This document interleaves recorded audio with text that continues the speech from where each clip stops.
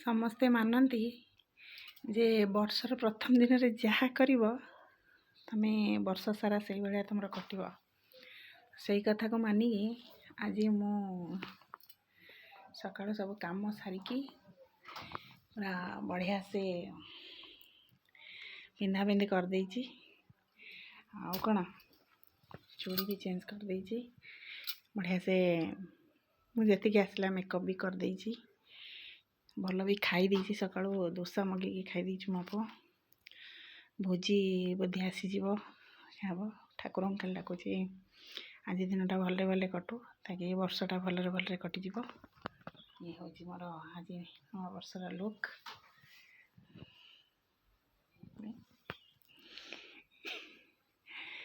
wish you all very happy new year 2025। ଆଶା କରୁଛି ସମସ୍ତଙ୍କର ଏ ବର୍ଷଟା ଭଲରେ ଯିବ ମୋ ଭଳିଆ।